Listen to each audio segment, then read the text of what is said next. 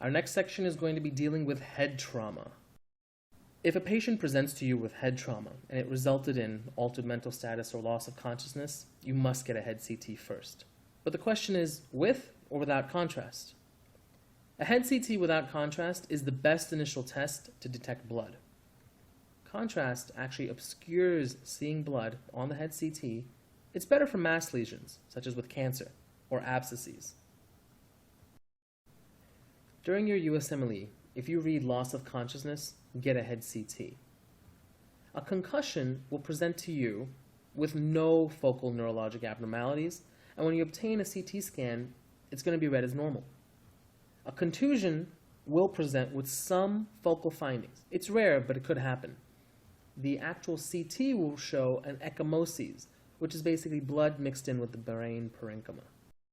Now here's a brain CT of somebody who has a contusion. Lateral to the midline, you can actually see blood mixed in with the brain parenchyma, but it doesn't collect in a way that allows drainage.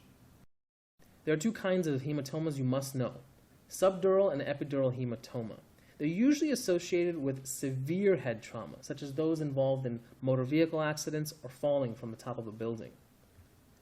Now the thing is, it's impossible to distinguish without getting a head CT. A patient won't come to you and say, "Oh, I have an epidural."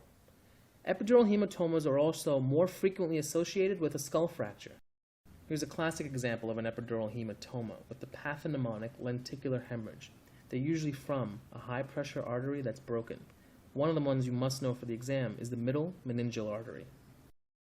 Now here's an example of a subdural hematoma. Notice on the left the classic crescent-shaped concave surface of blood.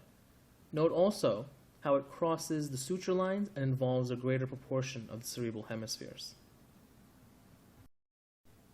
The lucid interval is a second loss of consciousness that occurs several minutes to several hours after the initial loss of consciousness in a patient with head trauma.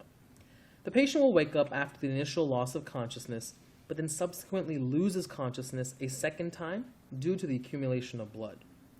Time between this first and second episode is known as the lucid interval. Remember, both epidural and subdural hematomas are associated with the lucid interval. There is no specific therapy for concussion. You must, however, instruct the patient to wait a minimum 24 hours before returning to any sports. A contusion also has no specific treatment. However, there is a small group that needs surgical debridement. Patients with concussions are safe to go home. You don't necessarily need to hospitalize them, but you must instruct someone to be with them and observe them for altered mental status. If that occurs, they are to be brought back in. The treatment of a subdural and epidural hematoma are based on two factors. The first is the actual size of the bleed, and second is the patient displaying any signs of compression. Small bleeds are left alone. Large ones, however, are actively managed with intubation and hyperventilation to reduce intracranial pressure, mannitol to take care of the cerebral edema, and lastly, surgical drainage in case the bleed is so big there is mass effect. Now, what are the three hallmark components to define a large intracranial hemorrhage? Well, first, if there's any compression of the ventricles or sulci, if there's herniation with abnormal breathing and a unilateral dilation of the pupil, and lastly, if there's worsening mental status or some focal finding on the neurologic exam.